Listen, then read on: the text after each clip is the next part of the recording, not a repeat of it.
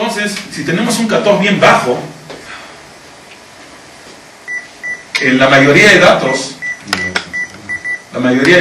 van a estar por encima del cutoff. La mayoría de datos van a estar por encima del cutoff. La mayoría de los datos van a ser ceros. Entonces van a haber muy pocos unos. Entonces, vamos a tener muy pocos unos al momento de calcular si el cutoff es tan bajo, van a haber tan pocos unos que nuestro variograma va a salir casi todo puro cero. Va a salir mal definido. Lo mismo cuando estamos al otro extremo. Si tenemos un cutoff bien alto, la mayoría de nuestros valores van a estar por debajo del cutoff, la mayoría de nuestros valores van a ser 1. Tienen que usar que 1. Entonces, ¿qué pasa? 1 menos 1, 0. Puro 0, casi todo en nuestro variograma va a salir pegado acá. Ese es uno de los problemas de MIK. Es por eso que se usa el variograma de la mediana. Porque en los variogramas de los extremos, los variogramas salen cualquier cosa. Casi todos en el variograma de un cutoff bajo, casi todos los valores son ceros, entonces el variograma es 0. En los valores muy altos, casi todos los valores son unos, igual el variograma sale 0, porque 1 menos 1 es 0. ¿No? El valor, el SIL del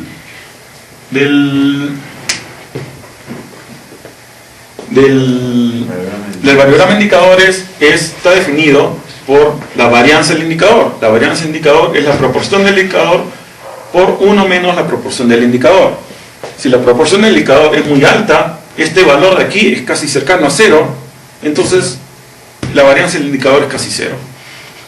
Y todo lo contrario, si la proporción es muy baja, este valor es cercano a 0, el producto es cercano a 0. ¿No? Es lo que vimos el otro día. La varianza de los indicadores. Entonces la varianza, esto depende del valor del indicador, que va de 0 a 1. Cuando es 0, ese valor es 0. Cuando es 1, el valor es 0 y tiene una curva así. La varianza aumenta. Y es más alta en el punto 5, que es un valor de 0.25. ¿No? Porque es 0.5 por 0.5 es 0.25. Entonces, la varianza más alta, es decir, el SIL más alto, como recuerden, el SIL es igual a la varianza, el SIL más alto va a ser a 0.25, un valor de 0.25 que es a la mediana, y a ambos lados va a disminuir. ¿No? Y en el extremo, cuando estamos a cutoffs muy bajos o muy altos, el SIL va a ser muy pequeño.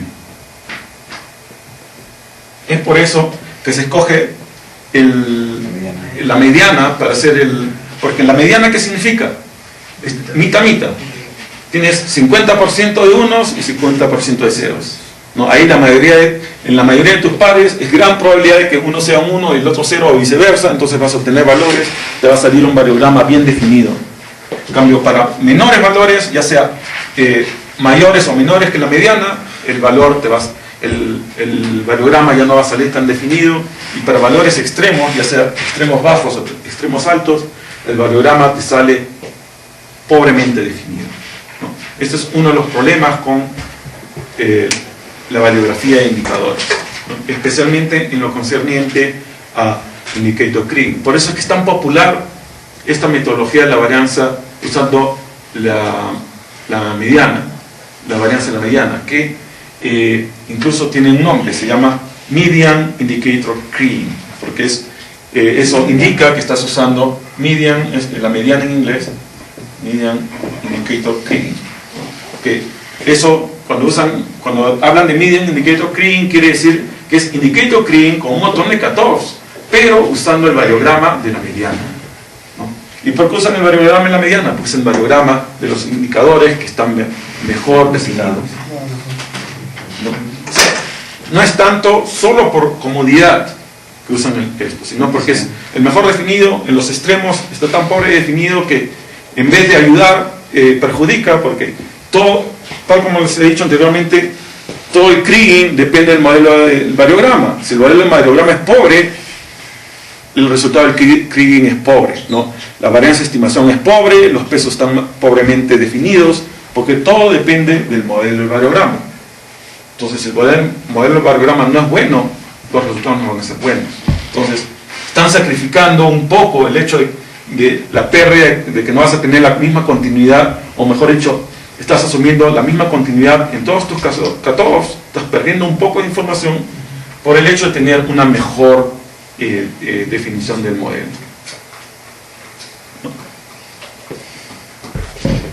Entonces, una de las ventajas, aquí tú puedes usar correlograma también en este caso, eso te ayuda. Cuando usas el correlograma siempre lo estandariza, ¿no? Divide el SIL por la varianza respectiva, entonces siempre va a salir a un SIL de 1, entonces es más fácil de comparar, ¿no? Esa es la ventaja de usar el correlograma, ¿no? Porque otra de las cosas de Multiple Indicator Kriging es que, como ustedes pueden ver aquí, el SIL es distinto, el SIL varía de acuerdo al indicador, ¿no? Entonces, si no usan correlogramas, si usan un variograma tradicional propiamente dicho, los SILs de los distintos indicadores van a ser distintos. El SIL más alto va a ser a 0.25, pero a menores, no, por decir, a este cutoff, el SIL va a estar a 0.2, por decir, a este cutoff va a estar a 0.1, ese va a ser el SIL. O sea, van a tener distintos SILs a distintos variogramas, a distintos indicadores, cutoffs, ¿no? Pero si usan el correlograma lo estandariza, entonces todos sus variogramas van a tener el mismo SIL. ¿No? Va a ser más fácil de comparar, más fácil de ver la variación con respecto a la distancia, H es más fácil de ver, ¿no? Esa es la ventaja de usar el correlograma.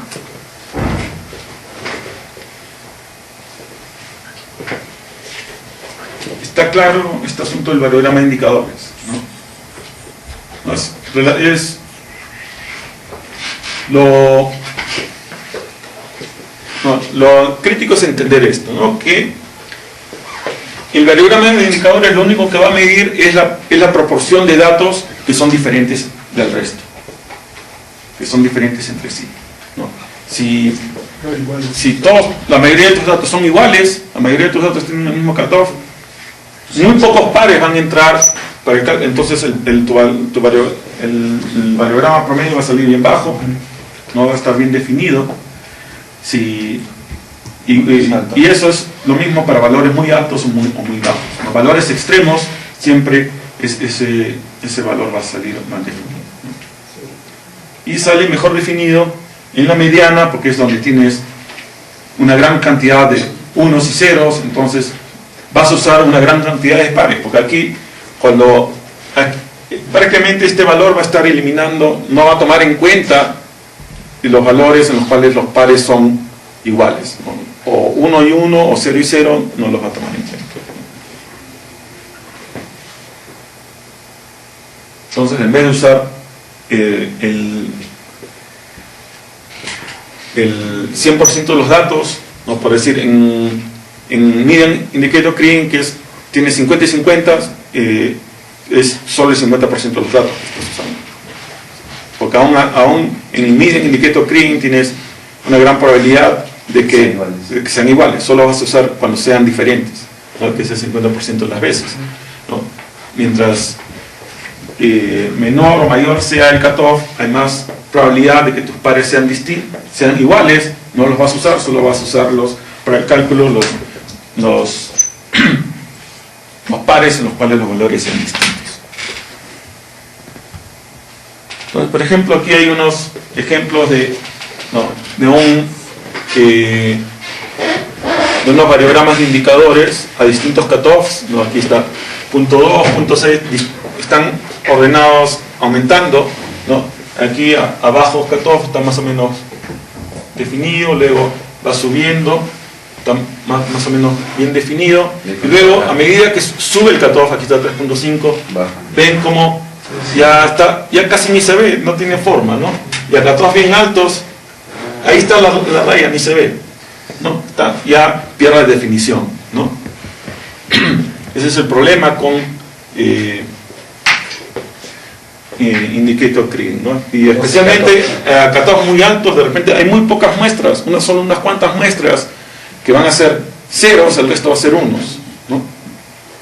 Ese es el problema, ¿no?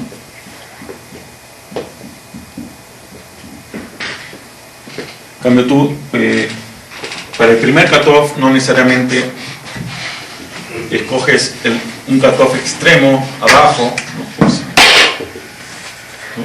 Si es así, tú puedes escoger un cutoff acá, de tal forma que agarres una buena cantidad ya de ceros y unos, ¿no? Entonces por eso que ha salido más o menos bien definido el primer variograma.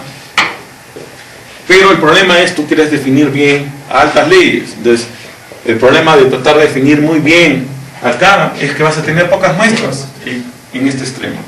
Entonces la mayoría de tus valores van a ser unos. Entonces el variograma va a salir pobremente definido, ¿no? Ese es el problema. Sale mejor definido más o menos hacia el medio de la población, ¿no? Y hacia los extremos la calidad disminuye, ¿no? Porque en general tú no estás interesado en este extremo, tú no agarras un variograma tan al extremo de los valores bajos, ¿no? Por eso es que si hubieran hecho así, si hubiéramos visto algo similar a esto, este lado, ¿no? Pero como generalmente ese lado no interesa y nuestras poblaciones son no, tienes un pico así, entonces basta con que agarres un valor ligeramente acá y ya tienes una buena cantidad de valores distintos menores de ese cutoff. Entonces ya puedes definir más o menos el variograma a valores bajos. El problema principal, aunque aquí también se ve, pero en general el problema más grave es en los valores altos. Y el problema es que los valores altos, precisamente, una de las razones por las cuales se usa Multiple Indicator Kriging, ¿no?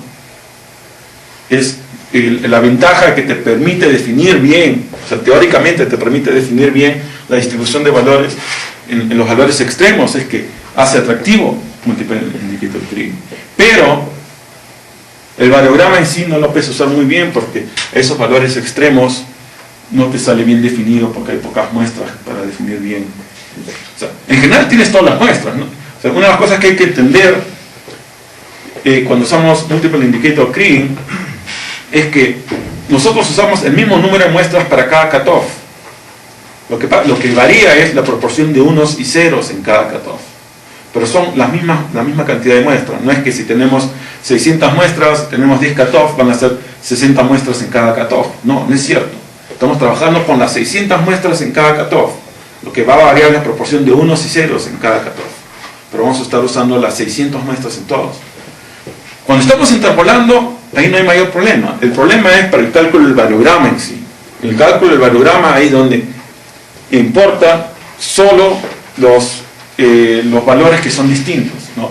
Si estás en valores bajos, los que importan son la cantidad de unos que tienes, porque en los valores bajos es mayormente ceros, porque la mayoría de los valores van a estar por encima del cutoff, ¿no? Solo unos cuantos van a estar por debajo del cutoff. Y para valores altos es lo inverso, ¿no? La mayoría de tus valores van a ser 1, vas a tener pocos ceros. Entonces tu proporción de ceros es lo que va a definir este variograma.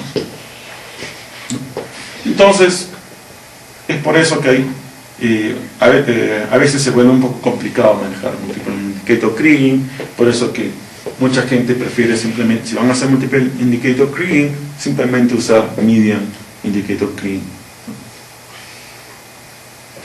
¿Está claro esto, el significado del variograma de indicadores? ¿Por qué sale así? ¿Por qué hay estos problemas? ¿Está claro eso? Porque esto es crítico, ¿no? Para entender qué está pasando. ¿No? Pero, por ejemplo, este es un caso, ¿no?, en que han usado 3, 6, 9, 12 indicadores, ¿no? Para criar este caso, ¿no? Entonces, así tendrían que hacer, ¿no? Y lo tienen que hacer, bueno, en este caso está en cada uno de estos en 3 direcciones nomás, pero nosotros haríamos para cada uno de estos en 37 direcciones, ¿no? O 70 y tantas direcciones, ¿no? Entonces, es una chambaza, ¿no? Pero puede valer la pena, ¿no?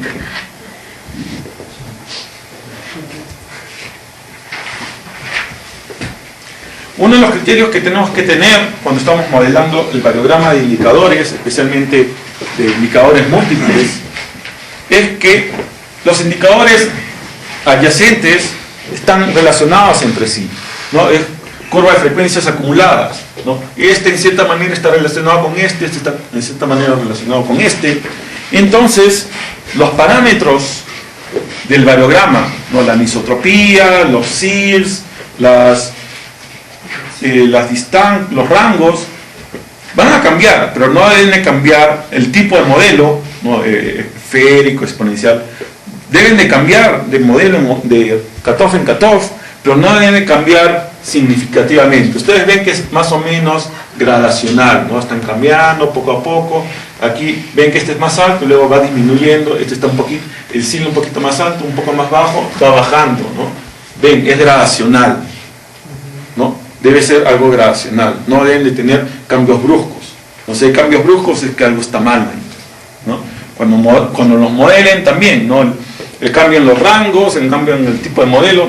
No todos necesariamente tienen que tener el mismo modelo, ¿no? Uno puede tener esférico, el otro exponencial, pero el cambio debe ser gradacional, ¿no? De repente es esférico, luego aquí comienza a aparecer exponencial, sigue con exponencial, luego vuelve a aparecer esférico, algo gradacional.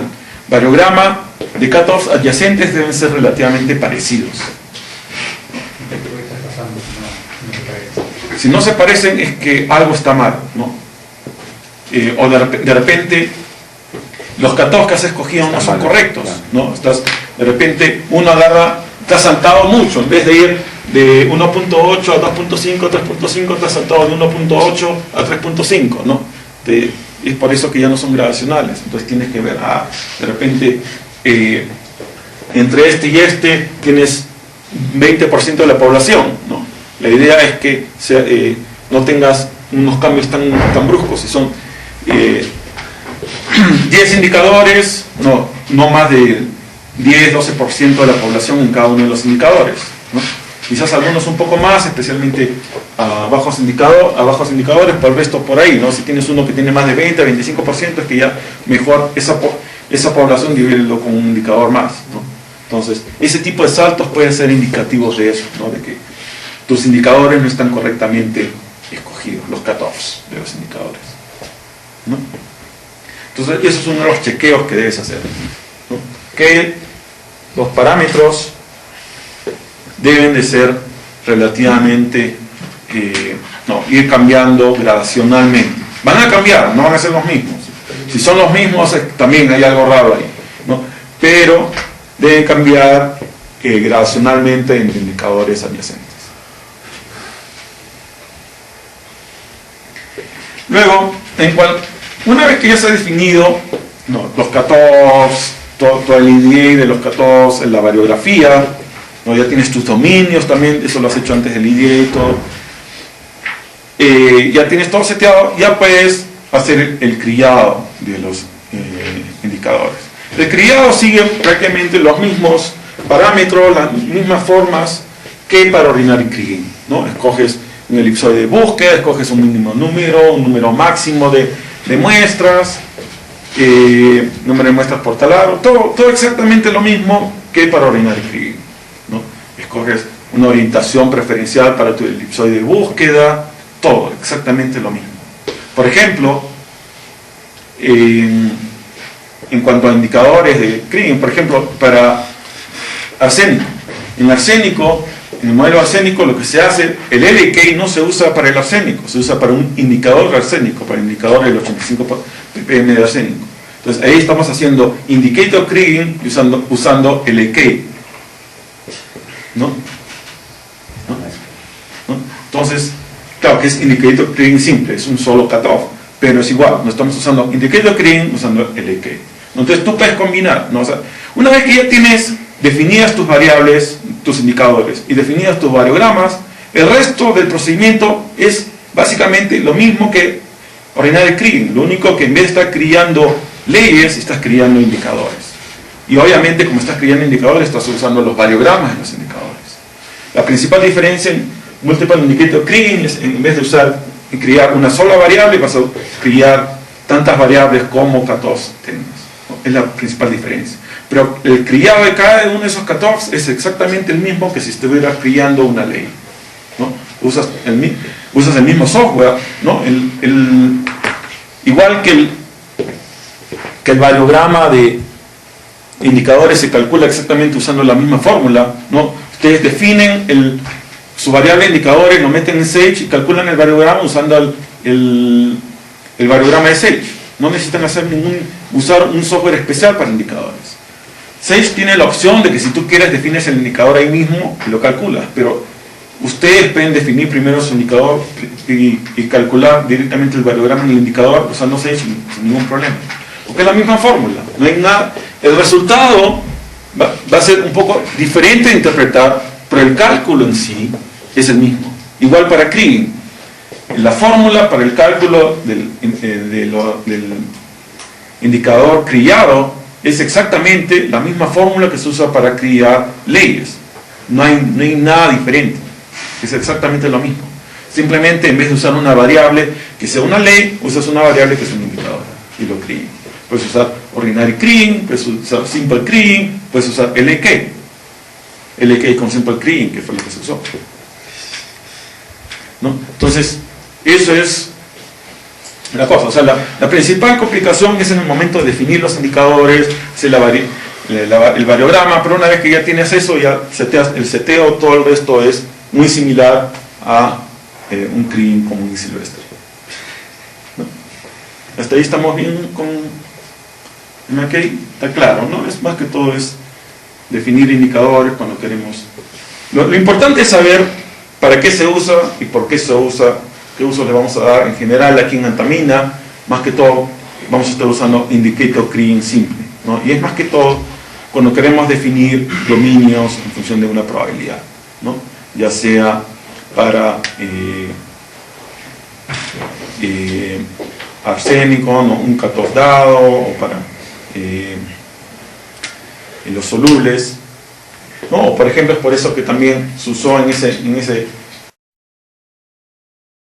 ayer, ¿no? El que se hizo usar LK para criar las rocas, ¿no? Para criar las rocas lo que se hizo fue indicadores de las rocas y luego se hizo LK para cada una de las rocas, ¿no? Se usó LK de unos indicadores, son indicator Kriging usando LK, ¿no? Entonces uno puede combinar las distintas, o sea, Multiple Indicator Kriging no usa un software especial en el sentido de que calcula los pesos de una forma diferente de lo que lo calcula Ordinary Kriging. No, usa el variograma para calcular los pesos, exactamente la misma fórmula que vimos anteriormente. Dependiendo de qué método usas, puedes usar Ordinary Kriging, puedes usar Simple Kriging, ¿no? Para indicadores. Es simplemente que tu variable ha sido definida diferentemente. En vez de ser una ley, es un indicador. ¿Estamos bien hasta ahí? Ahora, porque ahí ya terminamos con todo lo que es indicadores, todo lo que es teoría en general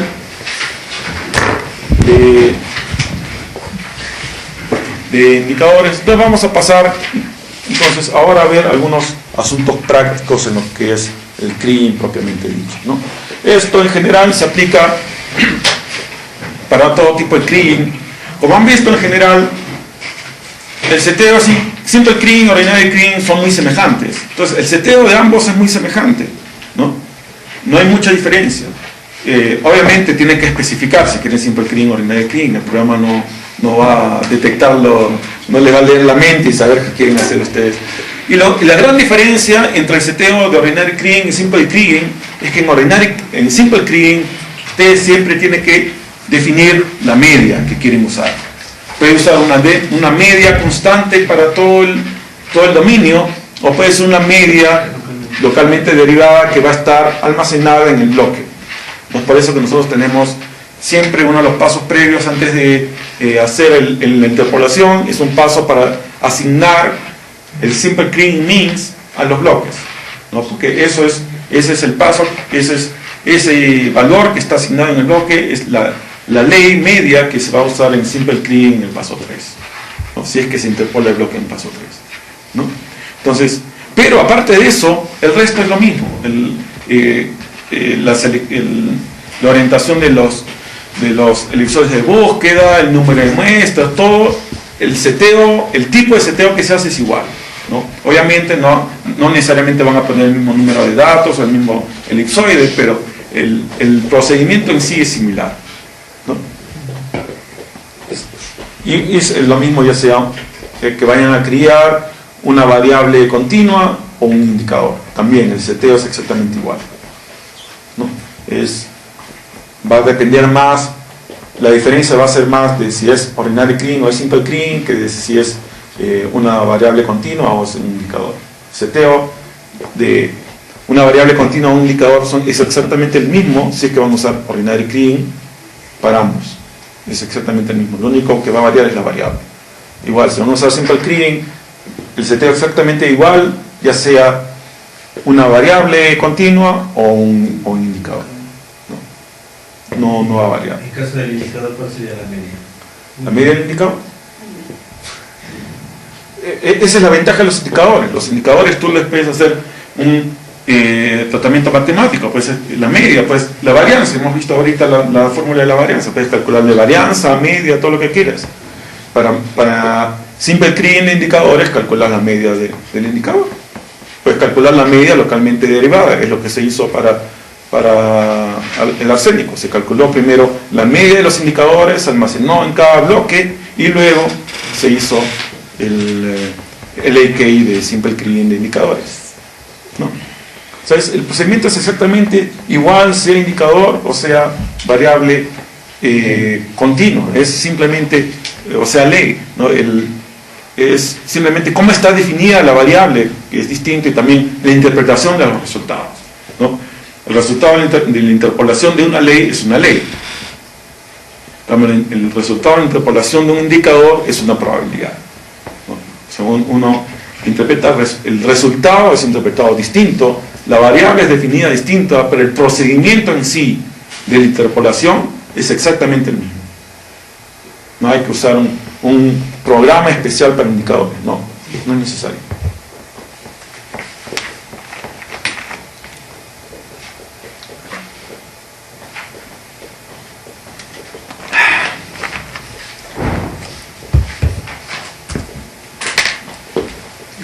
Primero vamos a ver algunos criterios en cuanto a seleccionar el modelo. ¿Qué método de interpolación queremos usar, debemos usar, especialmente cuando estamos comenzando un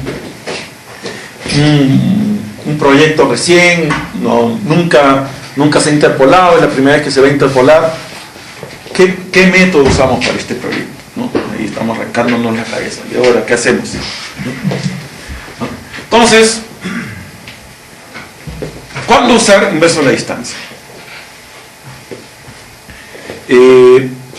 Uno de los primeros casos en los cuales se debe usar inverso a la distancia es cuando no tienes un variograma bien definido, ¿no? Eso pasa a veces cuando tienes tan pocos datos que tu variograma sale tan mal que cualquier cosa es, en vez de estar forzando un ordinary Kriging, mejor hacer un inverso a la distancia nomás. Y lo bueno en esos casos es que el usar inverso a la distancia, especialmente para gente que está acostumbrada a hacer todo con ordinary Kriging, les da una sensación, están usando inverso a la distancia, quiere decir que este modelo no es tan confiable, ¿no?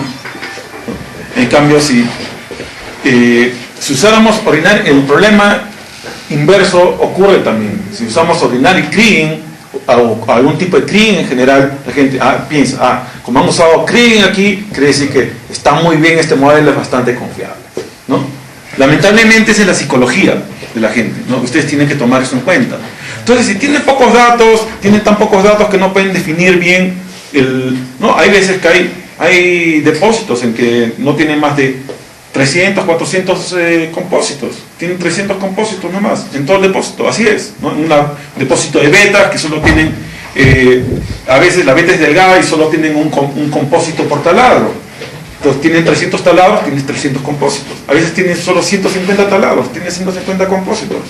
Con 150 compósitos no se puede hacer un buen variograma a veces. Depende de la variable, pero a veces...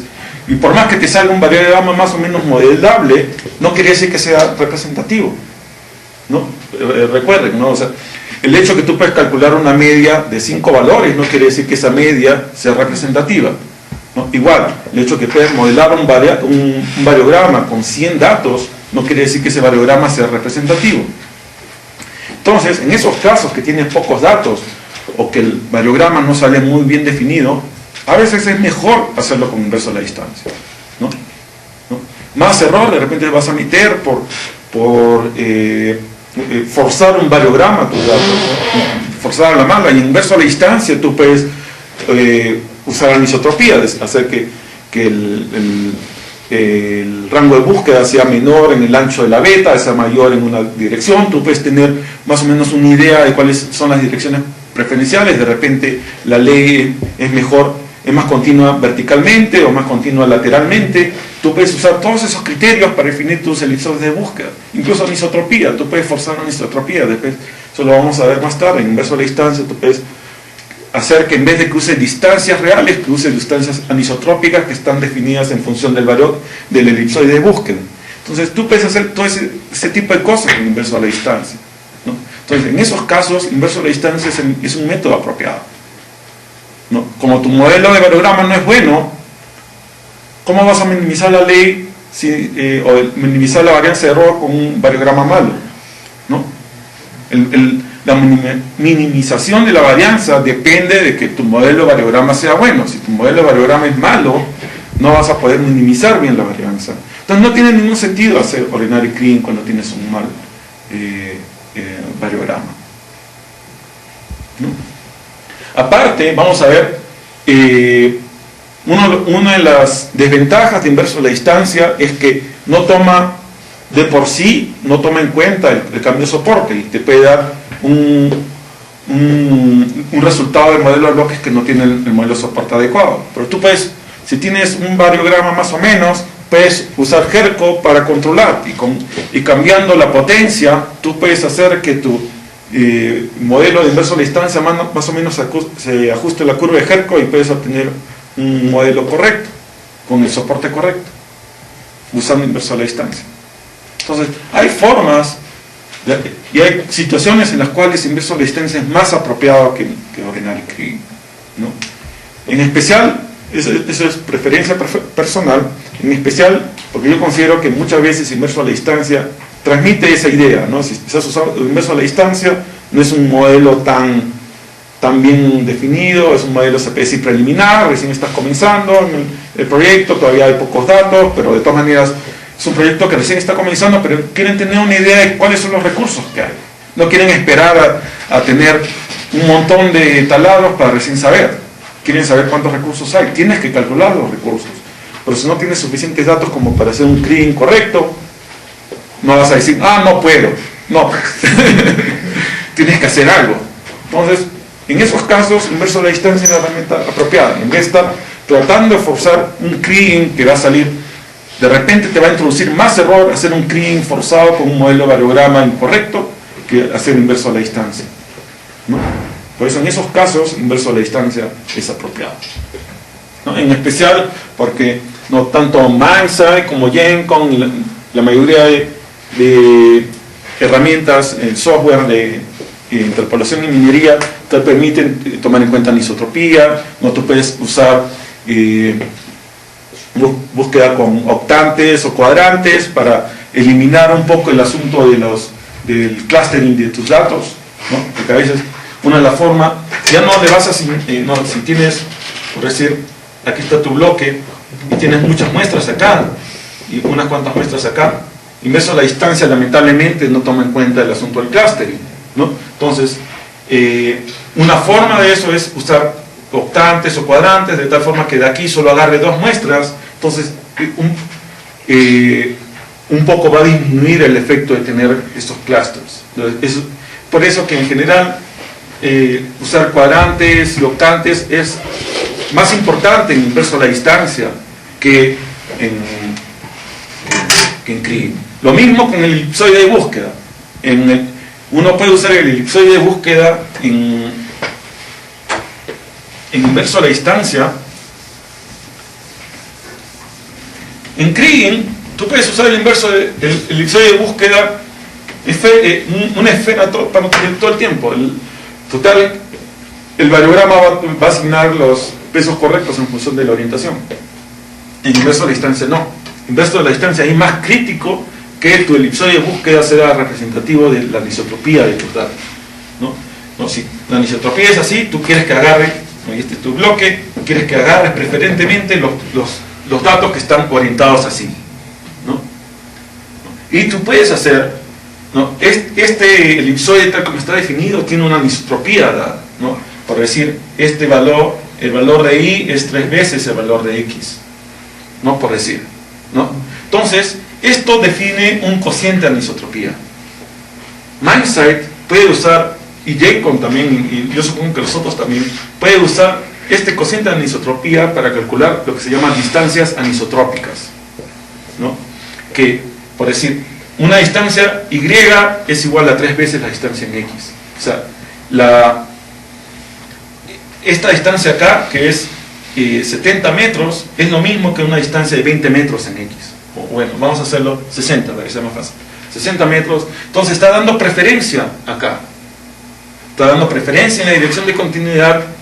No es perfecto, no es como en Kriging, pero está dando una mayor continuidad en la dirección de continuidad que nosotros conocemos que en la dirección perpendicular, ¿no? Y eso ese es lo que hace la opción de distancia anisotrópica en MindSight. Más tarde lo vamos a ver, y por eso que no lo usamos en Kriging, porque en Kriging esto lo está haciendo el variograma. Nunca debemos usar esa opción en Kriging, eso se usa solo en inverso a la distancia. En inverso a la distancia ahí, esa es una de las grandes cosas que podemos hacer. De esa forma podemos hacer un inverso a la distancia anisotrópico, no solo anisotrópico en el sentido que usamos un elipsoide de búsqueda anisotrópica, sino que la distancia es anisotrópica. Le puede dar más peso en la dirección de continuidad que en la dirección de menor continuidad, ¿no? Entonces, todo eso podemos hacer con inverso a la distancia, ¿no?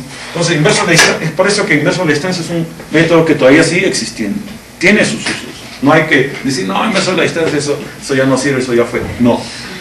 Inverso a la distancia tiene sus usos, especialmente en casos, como les digo, preliminares, con pocos datos, o que el depósito es relativamente pequeño, por más que lo perforen, tendría que perforarlo demasiado para poder obtener un número grande de datos para obtener un buen variograma. Entonces, en esos casos, el inverso a la distancia es correcto, es adecuado, ¿no? Y ustedes pueden usar, ¿no?, el elipsoide, seleccionando un buen elipsoide de búsqueda en función de su criterio geológico, ¿no? Pueden usar la anisotropía, la distancia anisotrópica, y con eso pueden tomar un montón de cosas en cuenta que les va a salir un resultado muy, muy decente, ¿no? Sin necesidad de estar forzando un modelo de variograma que probablemente sea incorrecto, ¿no? De repente tienen tan pocas muestras que igualito les va a salir un modelo, van a tener que usar un variograma unidireccional, así que no van a poder definir bien la anisotropía. Entonces, en vez de estar matándose con eso, mejor definen la anisotropía en función de su criterio geológico. Ustedes pueden ver en sus planos, en sus secciones, más o menos qué tanta continuidad hay en las leyes, ¿no? Y más o menos qué anisotropía ven en las leyes, y con eso definir el elipsoide de búsqueda, y con eso interpola. Y al igual que les he mencionado anteriormente, al igual que hacemos con Kriging aquí en Antamina, ustedes pueden hacer inverso a la distancia en varios pasos, ¿no? Pueden hacer primero en un paso para interpolar, porque todos los criterios de local anisotropy, todo eso se aplica para todos los métodos. Es algo del depósito, no es algo del método en sí. Ordinary Kriging es más apropiado cuando hay local anisotropy, pero nosotros sabemos que en todos nuestros modelos hay local anisotropy. Entonces es siempre mejor usar las muestras más cercanas posibles a nuestro bloque, porque mientras más nos alejemos, más posibilidades hay de que estemos agarrando muestras que estén fuera del dominio de estacionariedad.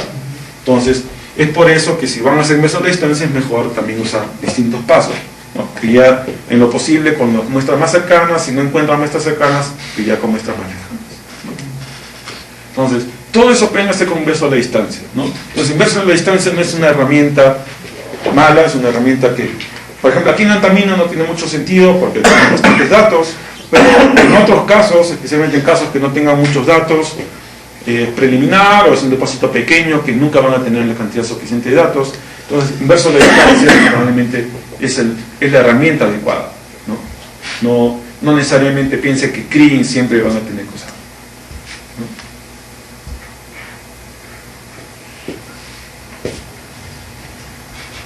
¿no? Y también hay el otro aspecto, ¿no? ¿Qué pasa si ustedes van a trabajar a una compañía en la cual no les gusta que usen CRIN? ¿No? ¿Qué hay? ¿No? ¿En qué compañía? Entonces, si van a usar inverso a la distancia, tienen que hacer esto, ¿no? Usar un elipsoide de búsqueda que esté orientado en función de la anisotropía, usar distancias anisotrópicas, todo el resto de criterios que hemos explicado y que vamos a explicar también para CRIN, ¿no? Y de preferencia, y si tienen bastantes datos, hacer variografía, para que la variografía les pueda ayudar un poco también en cuanto a seleccionar los rangos de búsqueda, ese tipo de cosas. En general sí, cuando tienes bastante, especialmente cuando tienes bastante datos, siempre es mejor usar optantes, ¿no? Y eso aún en CRIN, ¿no? Por eso en OR control y para el modelo de mediano plazo se usa optantes en algunos casos, especialmente en las zonas donde estamos cercanos a los black holes, porque a veces hay tantos black holes que te causan algo similar a lo que estamos viendo aquí, ¿no? Entonces, optantes se usa más en inverso a la distancia porque en inverso a la distancia no sabe cómo lidiar con el asunto de clustering de los datos. Entonces, la única forma es usar optantes, ¿no? Y usas optantes y limitas el número de muestras por optante para que no tengas mucho. Pero, otra forma de limitar es usando elipsoides de búsqueda relativamente pequeños al comienzo, ¿no? Para si sabes que tienes un montón de datos, ¿para qué usar un elipsoide de búsqueda grande? Primero comienzas con pequeños y con esos pequeños encuentras suficientes muestras, suficiente para interpolar, ¿no? ¿Para qué buscar más? Solo usas más grandes de los cuales no hay suficientes datos. Entonces, ahí minimizas un poco el efecto del clustering. Entonces, está claro lo de inverso a la distancia, ¿no? Que es un método práctico y que a veces van a tener que usar, quieran o no. Los datos son más o menos estacionarios, ¿no? Cuando es prácticamente una estacionalidad pura, cuando tienes los datos que varían aproximadamente alrededor de la media, ¿no? Con un CV bajo, no hay mucho efecto de outliers, y la mayoría de los datos están distribuidos muy cercano a la media. Eso, por ejemplo, acá en Antamina se da en la densidad. La densidad, si ustedes miran, los histogramas de densidad son casi siempre así, ¿no? Tienen un mínimo de 2, un máximo de 5, tienen una media alrededor de 3 y los valores están muy pegados a la media, ¿no? La discrepancia en el valor de la media es muy pequeña en comparación del valor total de datos, ¿no? Es por eso que nosotros para densidad usamos Simple Kriging para los 3 pasos. Es el único caso en que usamos Simple Kriging para todos los pasos. ¿Por qué? Porque se cumplen precisamente las condiciones ideales para Simple Kriging, ¿no? Es más o menos homogéneo, hay pequeñas desviaciones de la densidad, pero en general no hay cambios tan grandes, especialmente hay que pensar no en función de muestras pequeñas, sino en función de bloques, ¿no? A nivel de bloques, la variación en la densidad no es tan grande, ¿no? Nosotros estamos interesados en interpolar bloques, no interpolar muestras. Mejor dicho, obtener el resultado de bloques, no el resultado de muestras, ¿no? El CV es bajo, no hay mucho efecto de outliers, porque el valor máximo es 5, todos los valores mayores de 5 los chifamos, ¿no?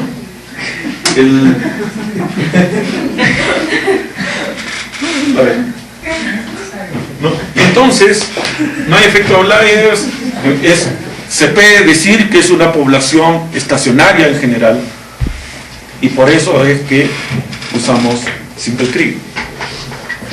¿Cómo nos aseguramos que la media está bien definida? Por la cantidad de datos. Y lo que se hace, por ejemplo, ¿cómo se llama esta cosa? En densidad, fue investigar si había dominios con medias distintas. Y eso es lo que se hizo. Se identificó que hay ciertos tipos de roca, por ejemplo, el intrusivo. El intrusivo en la zona oscarina tiene una densidad más alta o más baja, no me acuerdo. Pero es más alta, creo, que la densidad del intrusivo general. Y entonces se tuvo que separar en dos dominios. El intrusivo de oscarina es interpolado, separado del otro intrusivo, porque las medias son distintas, ¿no? Siempre usar tu criterio, ¿no? Geológico. También había el exodiópsida, creo también, y otro, el endorrosa, el endocafé, creo también. Había varios tipos de rocas que tenían ese mismo problema, ¿no? Que había zonas espacialmente continuas con densidades distintas. Entonces, eso es siempre lo que debes usar antes de hacer algo, ¿no? Ver tus datos, ver qué puedes hacer y ver si es que realmente, en este caso, estamos usando simple kriging, estamos asumiendo estacionalidad de la media, nuestra media es igual en todos sitios o hay algún sitio donde la media es distinta. Y se descubrió que especialmente para ciertos tipos de roca era así, había medias distintas, y eran medias distintas en zonas espacialmente continuas. Entonces, porque siempre la media varía, ¿no? O sea, no es tanto el hecho de que varíe la media, sino que se puede encontrar zonas con una media promedio distinto que el resto. Es lo que se identificó para distintos tipos de roca que había eso y se separó esos dominios. De esa manera se separó dominios más estacionarios entre sí. Y luego ya se interpoló la densidad, ¿no? Por separado para cada uno de esos dominios diferentes, ¿no? Pero en general los valores eran muy cercanos entre sí, tienes un CV bajísimo, en la mayoría de los casos es 0.2, 0.3 en densidad, ¿no? Son bien bajos, ¿no?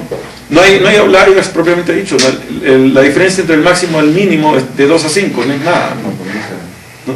Y la media es, pero comparado con la media de alrededor de 3 a 2 o de 5 a 3 no es ni el 100% de diferencia. Entonces estamos hablando de valores, ¿no?, muy bajos. Ese es un caso ideal, una población estacionaria en que podemos aplicar simple kriging, y tenía más sentido ahí aplicar simple kriging, por eso se aplicó simple kriging. El otro caso es lo que hemos visto anteriormente, que es cuando tenemos en los bordes del depósito, cuando tenemos pocos datos y que si aplicamos ordinary kriging en esos sitios, pequeños outliers, o incluso no outliers propiamente dicho, sino ligeramente más altos que el background de la zona, nos va a causar discrepancias grandes en los valores. En esos casos, especialmente donde no hay muchos datos, tiene sentido forzar que los datos tiendan a la media. Y es básicamente lo que hacemos cuando usamos simple kriging en esos casos. Estamos forzando que los datos tiendan a la media. Si hay bastantes datos cercanos al bloque, pues son los valores de las muestras. Pero si las muestras están lejanas del bloque, va a tender hacia la media, ¿no? Que es lo que tiene sentido cuando no tienes mayor información, ¿no? No, en esas zonas no hay mayor información. Hay más confianza en el valor de la media que en el valor de las muestras. Especialmente porque las muestras están muy lejanas del bloque. Si las muestras estuvieran cercanas al bloque, puedes tener más confianza en las muestras. Y eso es lo que hace simple kriging. ¿Sí? Cuando estás cerca al bloque, simple kriging le da más peso a las muestras. Si estás lejos del bloque, le da más peso a la media, ¿no? Entonces, y eso es lo que tú quieres que haga en las zonas periféricas de tu depósito. Y es por eso que usamos simple kriging en las zonas periféricas en el paso 3, ¿no? Porque más confianza le tenemos a la media que a una media obtenida simplemente por 2 o 3 valores cientos de metros del bloque, ¿no? Entonces esos son más o menos los dos casos principales en los cuales tiene sentido usar simple kriging, ¿no? Estacionalidad pura o casi pura es raro, ¿no? Uno de los casos más comunes es densidad, o por decir en depósitos estratificados, ahí, ¿no?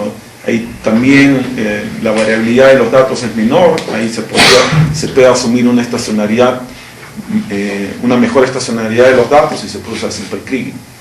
Pero, el otro caso es que nosotros forzamos simple kriging porque usamos la particularidad de simple...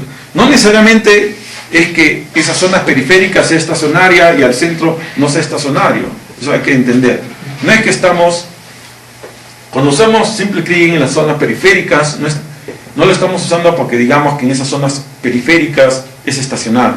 Estamos usando simplemente, estamos aprovechando una de las particularidades de simple kriging que hace que cuando estás lejos de las muestras están lejos del bloque, le da más peso a la media, ¿no? O sea, le estamos sacando la vuelta a simple kriging, ¿no? Estamos usando el efecto de que simple kriging, cuando estás lejos de la muestra, le da más peso a la media para usarlo en esas zonas que tienen pocos datos. No hay que entender, no es que estemos diciendo, ahí en la periferia es estacionario y adentro no es estacionario. No, no es así. Es simplemente que le estamos sacando la vuelta a simple kriging, estamos usando el efecto de simple kriging, darle más peso a la media, y que en esos casos periféricos hay más confianza en la media que en las muestras individuales, especialmente cuando están lejos de los bloques, ¿no? Entonces está claro cuando usamos simple kriging, ¿no? Son dos casos especiales particulares, y nosotros prácticamente usamos ordinary kriging para el resto de casos, que son la mayoría, ¿no? Bueno, tenemos bastante datos, ¿no? Que en una población que se puede asumir localmente estacionaria, no sabemos que hay trends, pero que localmente estacionario, a distancias no muy grandes del bloque, podemos asumir que los valores son más o menos estacionarios. Eso en general se cumple cuando tenemos un CV menor de 1, pero que hasta un CV de 1.5 no hay mayor problema, especialmente si es que usamos ya sea capping o layer restriction. Eso va a tender ya sea, si usamos capping vamos a bajar directamente el CV, y si usamos layer restriction va a ser como un control, es como si controlara el CV individualmente en cada zona. Y entonces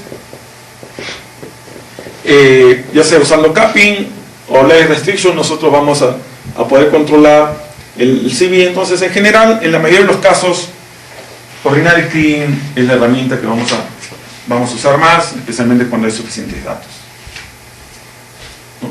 Suficientes datos para definir un buen variograma, ¿no? La calidad del ordinary kriging y simple kriging va a depender de la calidad del variograma. Un mal variograma va a dar malos resultados, un buen variograma va a dar buenos resultados, ¿no? Porque ambos dependen del variograma, del modelo de variograma, para definir los pesos, ¿no?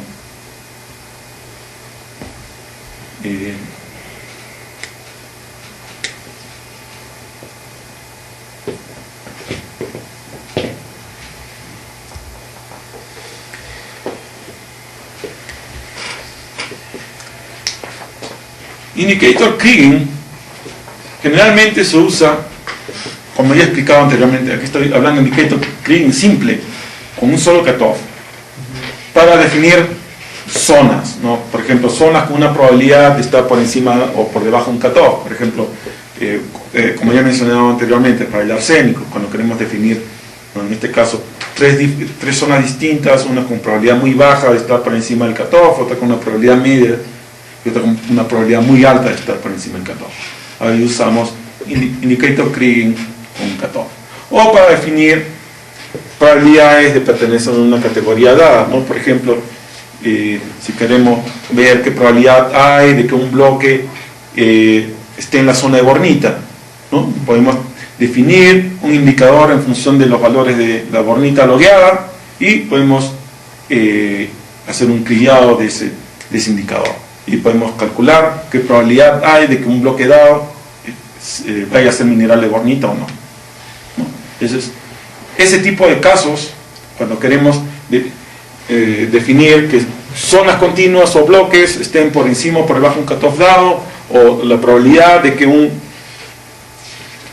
bloque pertenezca o no a un tipo de dominio, a un tipo de material, o a un tipo de roca, o en este caso, por ejemplo, en el ejemplo que les he dado, que sea material de bornita. En esos casos, indicator kriging es la herramienta adecuada. No estamos interesados en obtener una ley, estamos interesados en obtener una probabilidad Y en especial estamos interesados en esa probabilidad para usarla para subdividir nuestro dominio, ¿no? Ese es uno de los usos más importantes. Es cuando nos damos cuenta que tenemos dominios distintos y que por A o B motivos no los podemos mapear directamente, ¿no? En arsénico, por ejemplo, es porque, o en el plomo, en general, la mezcla de altas y bajas leyes es relativamente aleatoria en el espacio, entonces es muy difícil estar haciendo dominios determinísticos, ¿no? En el caso de solubles, es porque los solubles son tan poco importantes que no vale la pena estar perdiendo el tiempo haciendo dominios determinísticos, entonces dice, el error que se comete usando indicator CRIN es suficiente para esto, para lo que queremos hacer, entonces lo hacemos con indicator CRIN, ¿no? Es la verdad, por eso que se hace indicator CRIN para los solubles, es porque no vale la pena estar perdiendo el tiempo haciendo el determinístico, ¿no? Pero para eso se usa, ¿no? Es una herramienta de la cual disponemos, la tenemos a la mano, por eso es bueno que ustedes sepan, por eso me estoy tomando el tiempo de que ustedes sepan, para que ustedes vean cuando de repente ahorita no se usa y se puede usar en algún modelo de los que están trabajando ustedes. De repente hay un caso en particular en el que en vez de hacerlo como lo están haciendo, de repente podrían usar indicator CRIN para subdividir un dominio en dos dominios más homogéneos, más estacionarios, que siempre es lo importante. Si podemos obtener dominios estacionarios espacialmente continuos, eso siempre va a ayudar en la interpolación, ¿no? Y eso puede ser en función de la litología, en función de los dominios determinísticos de ley, puede ser usando indicator CRIN, dependiendo de las circunstancias. ¿Sería recomendable usar eso cuando hay sobreimpresión de eventos? A ver el que más caro. Más que todo, por eso es algo así el caso del arsénico y el plomo, ¿no? ¿Por qué usamos indicator CRIN en eso? Porque hay esta superposición, tenemos valores de arsénico o de plomo como una especie de background en todo el depósito y tenemos vetilleo local que eleva ese valor.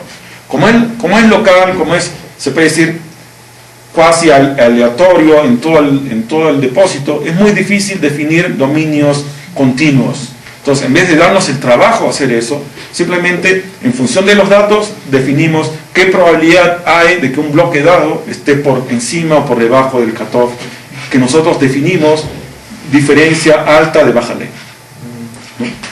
Entonces, obviamente, primero tienes que verificar, hacer un estudio de tus datos, ver, ¿realmente están dispersos o podemos definir dominios continuos? Una vez que ves que no se puede hacer definir dominios continuos, después tienes que hacer un EDA para definir cuál es el cutoff apropiado para separar alto de bajo, ¿no? Entonces, todo está relacionado, ¿no? Una vez que ya ves que eso es lo apropiado, vos usas indicator CRIN simplemente para separar tus dominios, ¿no? Pues de esa manera estás logrando tener dominios más homogéneos en los cuales interpolar, que siempre es el objetivo en la interpolación. Siempre debemos tratar de interpolar dentro de dominios lo más homogéneos posibles, porque mientras más homogéneo es nuestro dominio, mejor va a salir la interpolación, ¿no? En cambio, si el dominio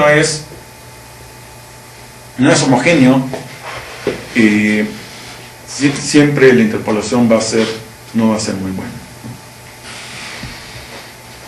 No necesariamente determina zonas capeadas o zonas... No, por ejemplo, para arsénico y plomo hacemos la codificación por bloques individuales, ¿no? No tratamos de definir, puede haber un bloque alto rodeado de puros bloques bajos, es bloque por bloque, ¿no? Igual por el plomo. En cambio, con los solubles, ahí lo que nos interesaba más era definir zonas continuas, porque más que todos los solubles están en ciertas zonas asociadas cerca de la topografía y a unas fallas ahí en el lado este del depósito, también en el lado oeste, ¿no? Entonces, como se sabe, nuestro conocimiento geológico nos indica que está más o menos, más que todo en zonas continuas, es que usamos ese criterio, ¿no? Siempre, todo lo que hagamos, debemos pensarlo desde el punto de vista geológico. ¿Por qué lo hago así? Es por esto, ¿no? La mayoría de las zonas con alto contenido de solubles es en zonas continuas asociadas a lixiviación, ¿no? A veces, no, siempre lejos de las zonas continuas hay zonas aisladas, ¿no? Pero el grueso es en zonas continuas asociadas a fallas cerca de la topografía, ¿no?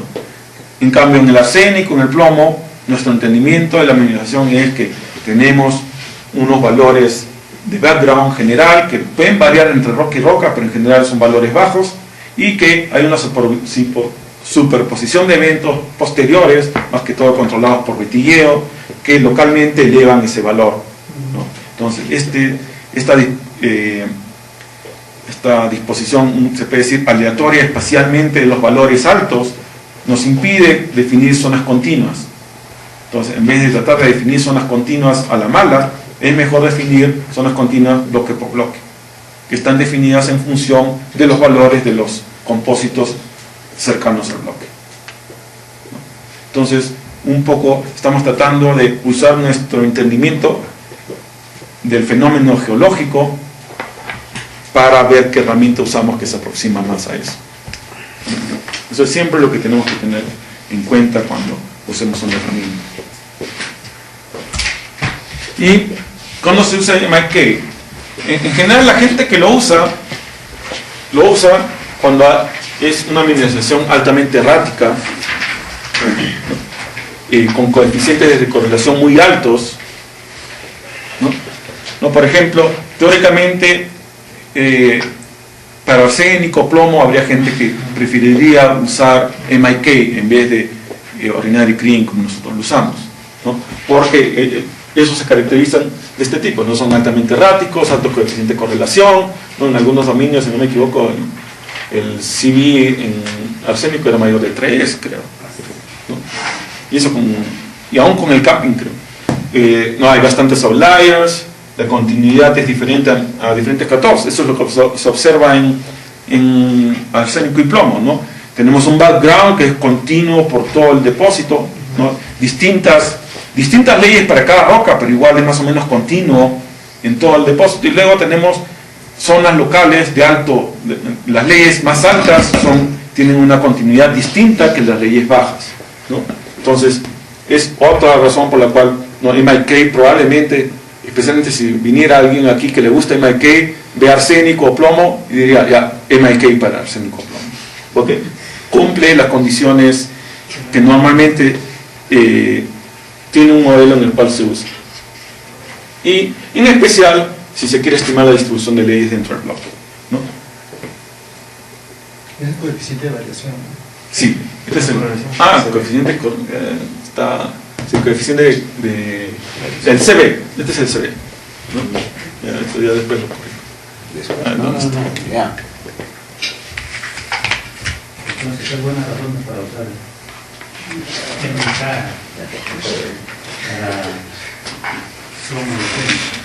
Claro, eso sería una posibilidad, ¿no?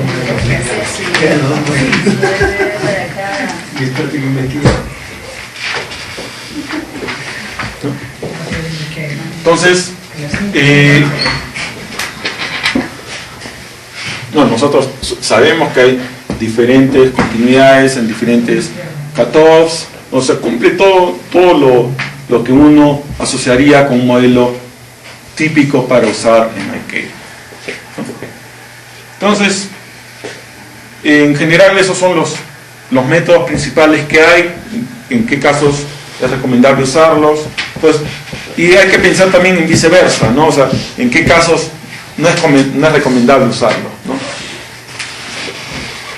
¿no? Para tener una idea, ¿no? Por ejemplo, si queremos determinar probabilidades, no vamos a usar ordinary clean, no tenemos que usar un indicador, ¿no? Y cosas así, ¿no? Para continuar. Ahora vamos a comenzar a ver algunos aspectos prácticos del CRI. Una de las cosas que siempre uno se pregunta es cuál es el mínimo y máximo número de compósitos que debo usar, ¿no? En general, el máximo en general es definido por el grado suavizado necesario en base al jergo. Entonces, en cierta manera, es un proceso iterativo. Lo corres, especialmente cuando es la primera vez que corres un depósito, no tienes la más mínima idea de qué tanto vas a necesitar. Esto lo vamos a entender un poco mejor mañana, pero la idea es el depósito debe tener un grado de suavizado, ¿no? Siempre cuando combinamos muestras, como estamos promediando muestras, se produce un cierto suavizado en las leyes, ¿no?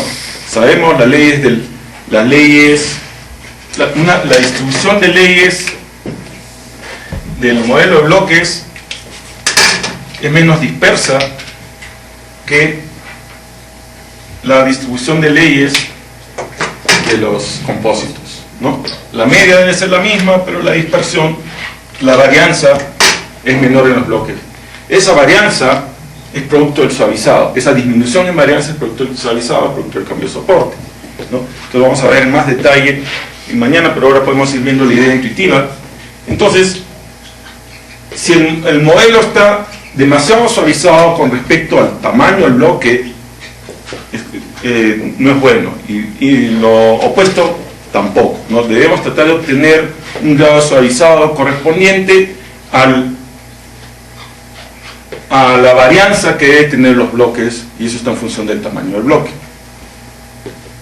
Nosotros vamos a ver mañana cómo se determina esto, es en base al GERCO, pero en general, comenzando, ahorita nos estamos enfocando en el asunto del mínimo y máximo.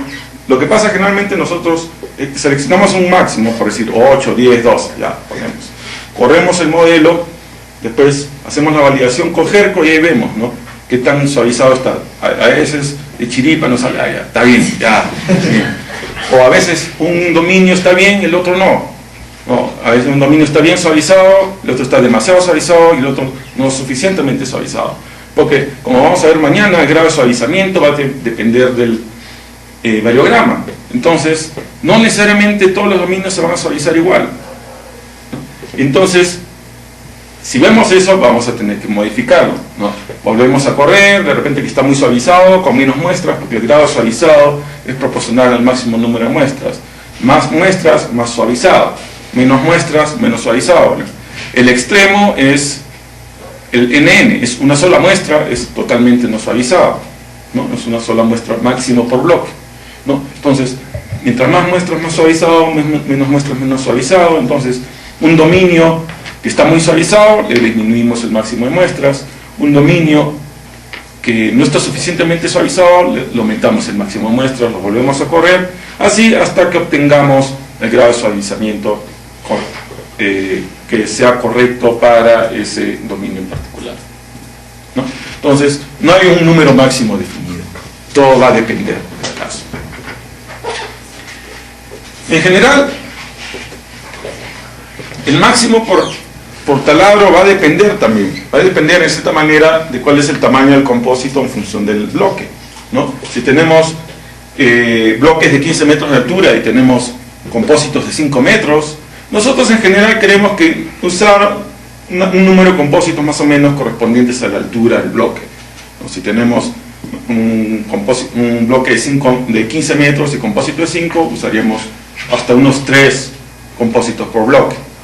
O si tenemos de 7.5, usamos un máximo de 2 tamaños, 2 compósitos por taladro. Y si los compósitos fueran de 15 metros, 1, ¿no? Hoy la idea es tratar de agarrar muestras que estén espacialmente dispersas, ¿no? Si no ponemos un límite al máximo, vamos a agarrar demasiadas muestras de un solo taladro, y eso hemos visto que no es necesariamente bueno, ¿no? Necesitamos muestras que estén dispersas alrededor del bloque, de tal forma que eso disminuye la varianza de estimación, nos da mejores resultados tener muestras dispersas espacialmente que tener un montón de muestras de un solo taladro. Si agarramos un montón de muestras de un solo taladro, esas muestras van a estar más o menos, van a formar un clúster, ¿no?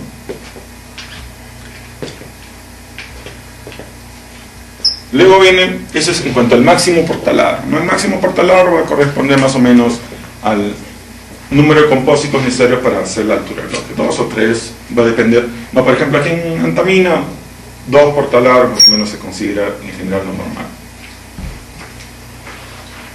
En cuanto al mínimo total, en general lo que tratamos es siempre de usar un mínimo de 2 taladros para interpolar un bloque, ¿no?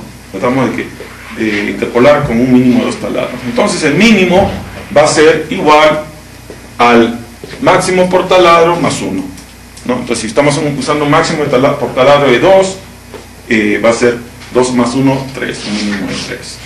Esto es en especial para Mindsight. Mindsight nosotros no podemos controlar el número de taladros. Hay algunos software que sí te pueden decir, yo quiero un mínimo de 2 taladros, y te va a agarrar un mínimo de 2 taladros. Ya no tienes que estar calculando esto de máximo por DDH más 1. No, de frente te va a agarrar un mínimo de 2 taladros. Si agarra una muestra de cada taladro, puede usar hasta solo 2 muestras, pero son de 2 taladros, entonces te lo interpola, ¿no? En cambio aquí, como nosotros en verdad no sabemos cuántas muestras va a agarrar, cuando ponemos un máximo por taladro de 2 y un mínimo de 3, de repente estamos agarrando, como el mínimo es 3, de repente estamos agarrando de 3 taladros, no de 2. Está agarrando una muestra de cada taladro. Por ejemplo, ¿qué pasa si estamos agarrando un dominio relativamente delgado, que solo hay una muestra en cada taladro? Solo agarrar un máximo en cada taladro de una muestra. Entonces, como le estamos poniendo un mínimo de 3, estamos forzando que agarre hasta 3 taladros en vez de que agarre hasta 2, ¿no? Esa es lamentablemente una limitación de Mindsight. No hay nada que podamos hacer al respecto. No podemos limitar directamente, no, decirle a Mindsight, solo queremos 2 por taladro, o solo queremos 2 por taladro, pero queremos un mínimo de 2 taladros. Un máximo de 2 por taladro, pero un mínimo de 2 taladros. No podemos decir un mínimo de 2 taladros. Tenemos que calcularlo indirectamente, ¿no? Diciendo que tenemos, como el máximo por taladro es 2, entonces el mínimo total que queremos es 3. Pero con eso corremos el riesgo de que en vez de agarrar 2, estemos forzando que agarre 3 taladros. Pero, ¿qué se va a hacer, no? Si el máximo es 2 taladros. 2 por taladro. Es un máximo 2 por taladro, pero no hay mínimo. O sea, puede ser 1 por ese taladro. Puede ser, pero de ese taladro solo vamos a agarrar hasta 2. No hay no estamos obligando a que tiene que agarrar 2 de ese taladro, y si no hay 2 no lo agarra. No, tiene que ser un máximo de 2. Si hay 1 nomás, ¿qué importa? Agarra ese 1. Es un máximo por taladro de 2, ¿no? Un máximo. El mínimo es el máximo más 1.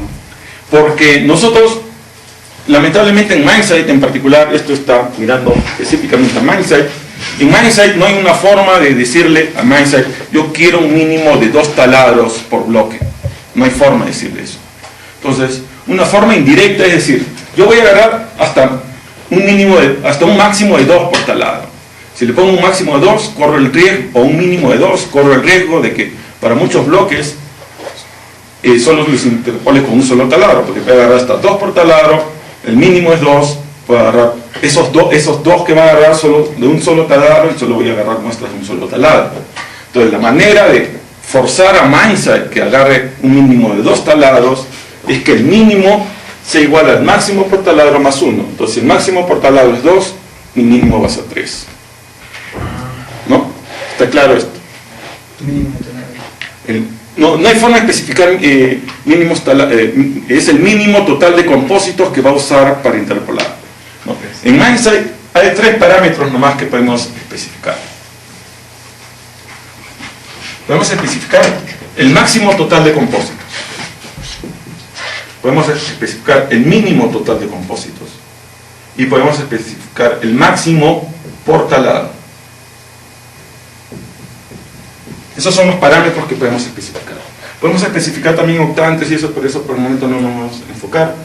Es máximo total, mínimo total. Este máximo y mínimo no miran de dónde salen. O sea, si no limitáramos aquí, todos estos podrían venir de un solo taladro. No hay forma de saber, ¿no? Pero nosotros le decimos, queremos un máximo de 8, por decir, ¿no? Y un máximo de 2 por taladro, ¿no? Por más que haya 10 compósitos de ese tipo de roca, de ese dominio, en ese taladro, yo solo quiero 2, los más cercanos a mi bloque. Entonces, pero yo quiero, nosotros siempre en lo posible vamos a tratar de forzar que cuando interpole a un bloque, interpole con compósitos de mínimo de 2 taladros. Esa es la idea, siempre que agarre por lo menos 2 taladros. Se agarra más, mejor, pero mínimo 2 taladros. Entonces, con estos parámetros, ¿cómo podemos forzar que agarre por lo menos 2 taladros? La única manera es diciendo, como puede agarrar hasta 2 de un solo taladro, si digo 3, ya va a tener que agarrar 2 de un solo taladro, pero el tercero va a tener que ser de otro taladro, ¿no? Porque no puede agarrar 3 del mismo taladro, ya le estoy diciendo que solo máximo 2. Entonces si pongo un mínimo de 3, va a tener que agarrar, se va a forzar a agarrar por lo menos 2 taladros. El único problema es que también puede ser 3, ¿no? Y ese es el problema, ¿no?